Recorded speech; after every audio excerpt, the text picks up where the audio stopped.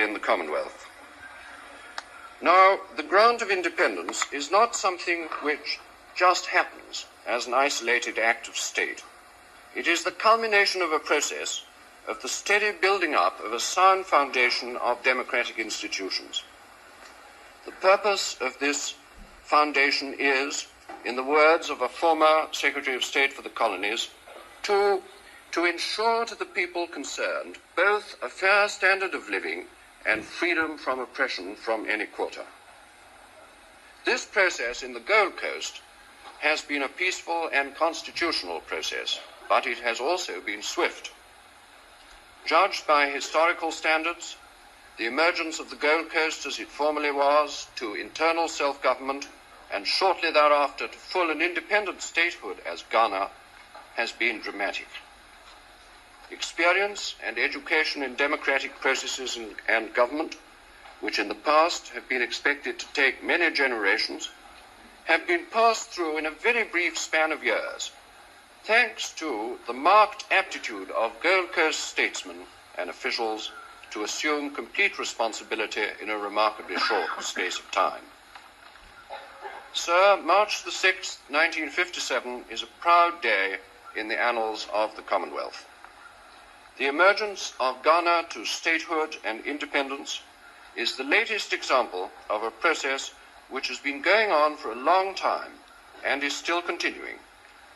A process which has made and will continue to make the Commonwealth a living and dynamic factor in the world. The love of liberty and the respect for the democratic way of life, which is the heartbeat of this living and vital institution, is perhaps its most signal collective contribution to world stability and peace. As I said in my letter to you, Mr. President, requesting this meeting of the Security Council, my government has no doubt as to the qualifications of Ghana for membership.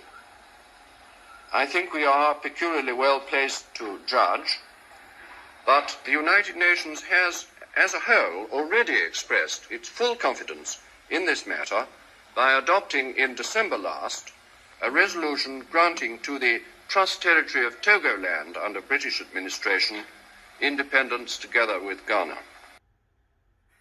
The state of Ghana is little more than 1 day old, but the name of this new country, Ghana, is a proud one, going back to an ancient kingdom whose memory still lives.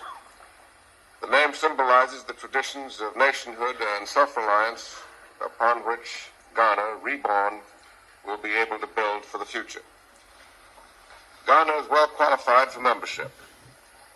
The confidence of the world community has already been demonstrated by the large number of states, including the United States, which have already recognized Ghana.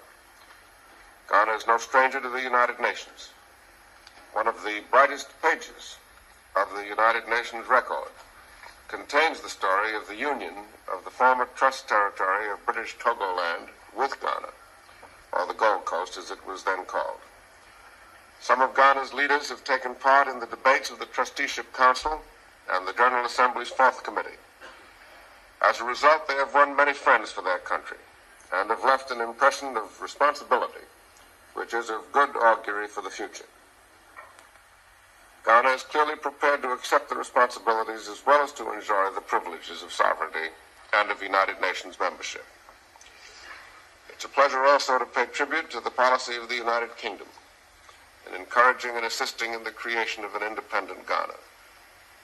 Ghana's membership in the Commonwealth is good evidence of the success of British efforts. Assembly, that the representative of Ghana has transmitted to me a message which he has just received from his Prime Minister and has asked whether I would be willing to read it to the Assembly. I take pleasure in doing so. The message is as follows, and I quote, "The admission of Ghana to the United Nations fulfills a long-cherished aspiration of its government and people, and on their behalf I should like to express my warm appreciation of the action of the General Assembly in responding so promptly to our request for admission.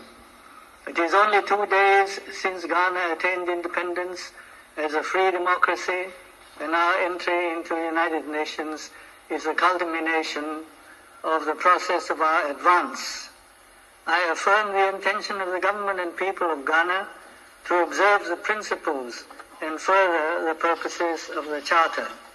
We are proud to take our place in the company of free nations in this great organization, and will bend our endeavors to promote, in cooperation with our fellow members, the common objects of the preservation of peace and the promotion of the progress, welfare, and freedom of mankind.